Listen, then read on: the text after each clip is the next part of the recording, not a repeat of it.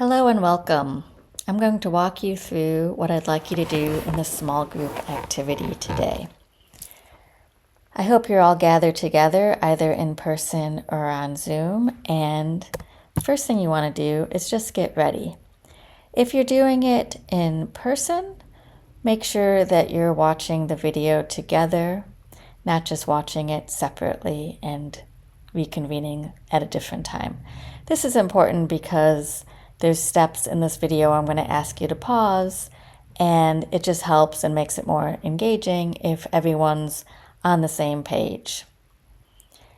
So if you're in person, make sure that you're just watching one video together.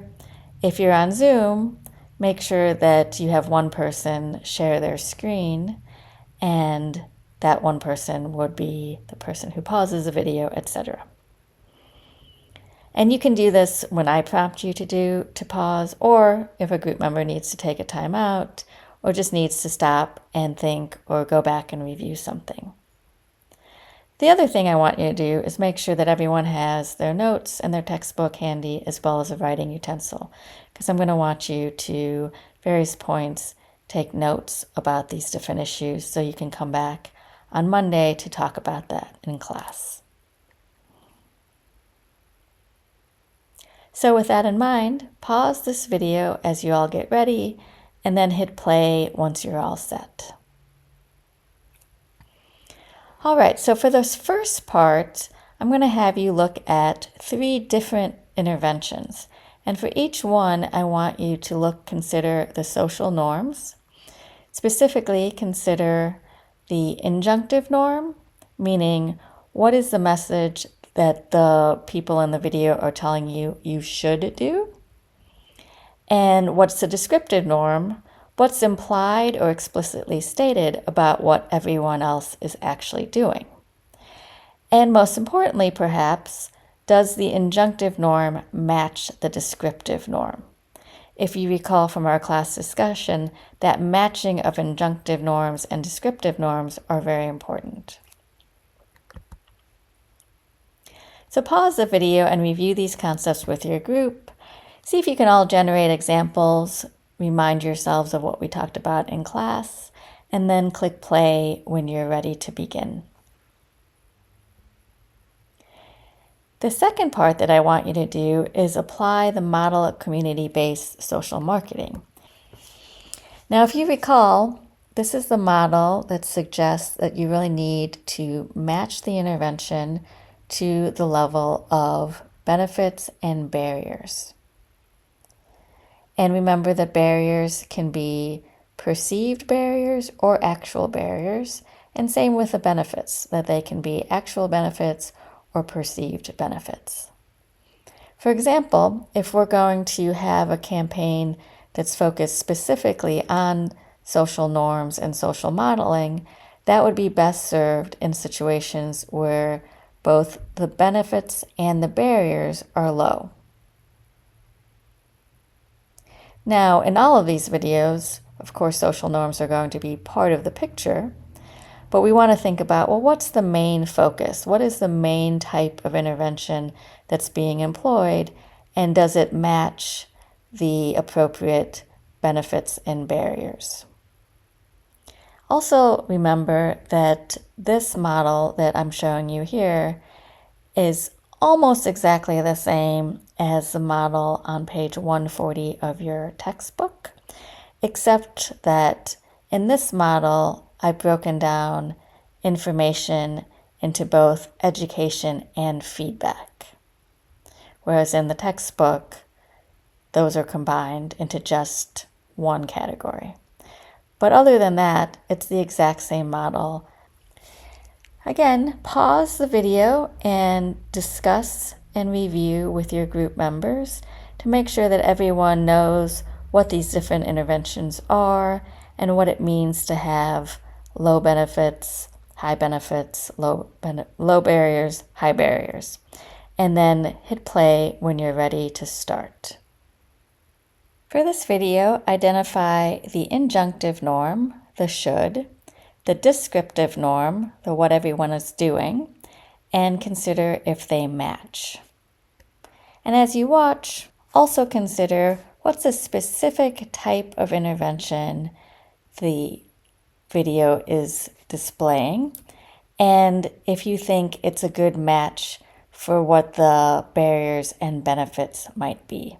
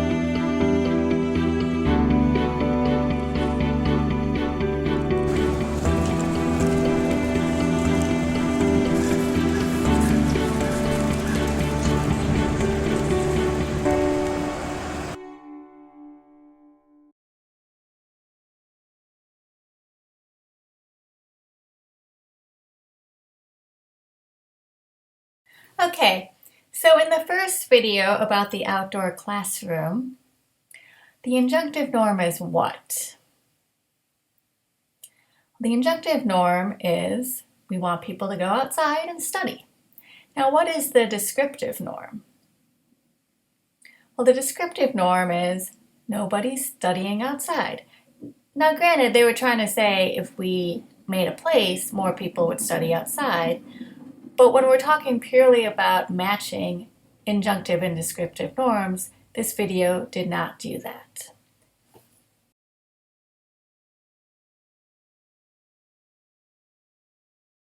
What did you decide? Hit pause if you're not sure, or rewatch the video. Try to figure out which quadrant this video fits in. Alrighty, ready for the answer? This video fits into this quadrant, high benefits, high barriers, targeted at individuals who feel like they would study outside if only they had a place. You may have noticed that in the video, the student goes outside, can't find places to study, and then comes up with the idea of creating an outdoor classroom. And that would be a make it easy intervention in that you're removing structural barriers and creating space for people to study outside. In this next video, you'll notice several interventions seamlessly integrated into one. See if you can identify the interventions. There's one primary one, but you'll notice hints of other interventions.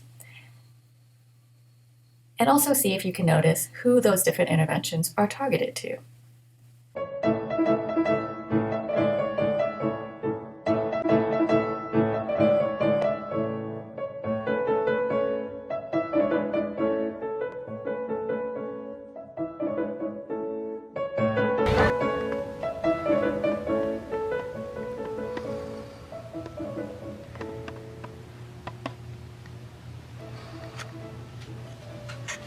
Bill, wake up! Bill!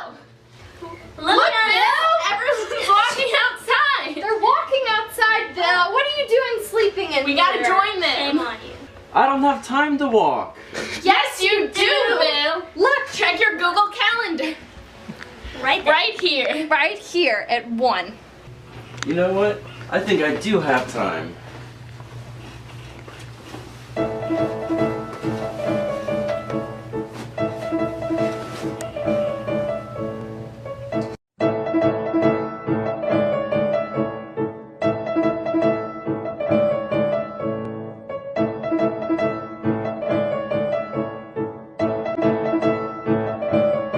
Come on, y'all, let's go outside.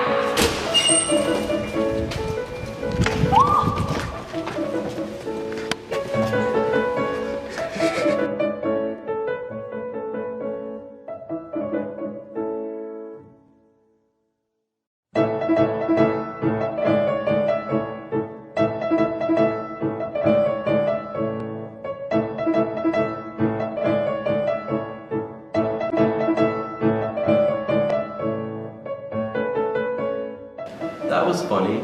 I just love when college students go outside. Now let's talk to the students behind the Walk It Out Challenge. So what is the Walk It Out Challenge? What is it? The Walk It Out Challenge is a movement to get people to spend more time outdoors, to get away from the busy, stressful college life and just appreciate the natural beauty of the landscape around us. Is that all it is? It is pretty simple. All that we ask or we want people to do is to spend 15 to 30 minutes outside at least twice a week. Oh, I think sounds I can do that. exciting. Yeah. Spending time in nature is something Guilford students love to do. But we noticed a problem. While a large part of Guilford's community goes outside and walks around campus, there's still some part that doesn't. This part is mainly students who don't have time or don't think they have time. So we're getting those students to schedule time at the beginning of the week to go outdoors. That way we can reach those students and get them in nature. Guilford College Walk It Out Challenge! We challenge you!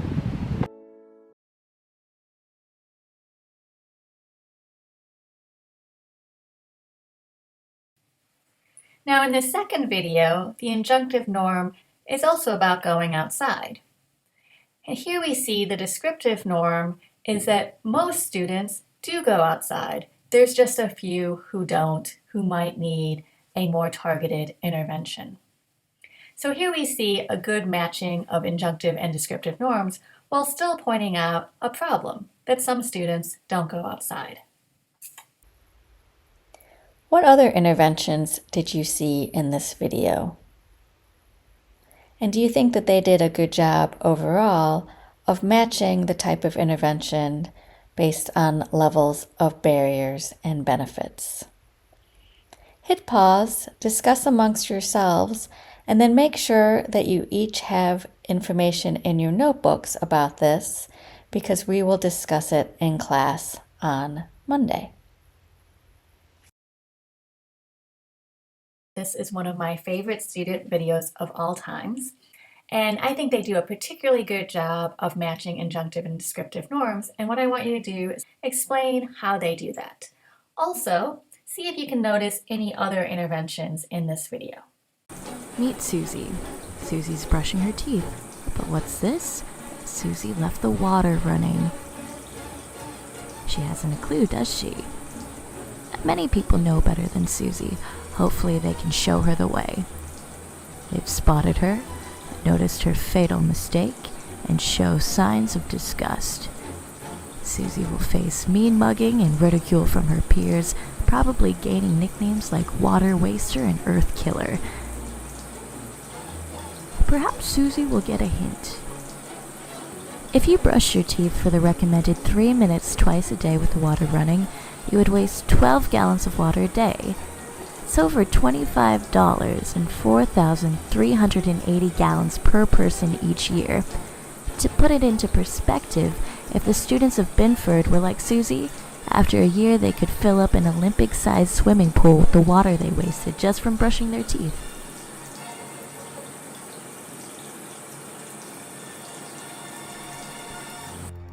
There we go. That's better. And Susie? Maybe next time. Stop this route.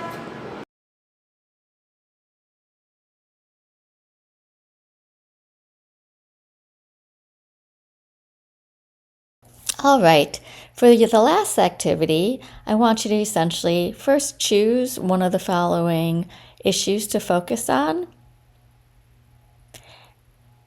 And you can define environmentally friendly food choices however you want. That can be about going purely vegan, or could be making more modest changes to someone's diet. For composting, that can be either an individual or community level. For legislation to address climate change, that can be about regulations for greenhouse gases, reducing mountaintop coal removal, whatever you all decide collaboratively to address.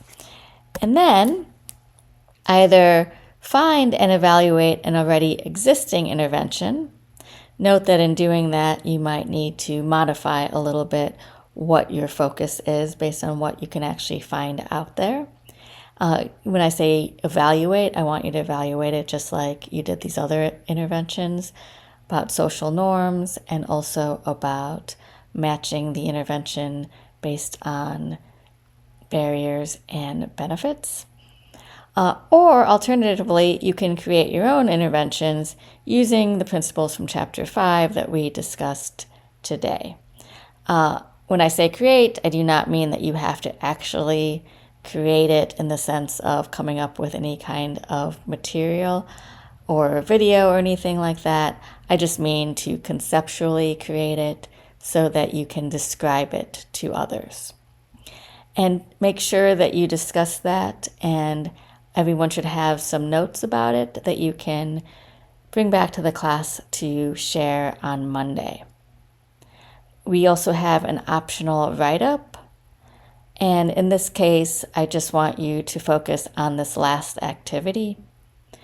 And when I say a comprehensive evaluation, that means basically what we did with the other examples today, making sure that you're explaining the norms displayed, whether the descriptive and injunctive norms match, what specific type of intervention you're either creating or that you found, and how it does or doesn't match the level of barriers and benefits.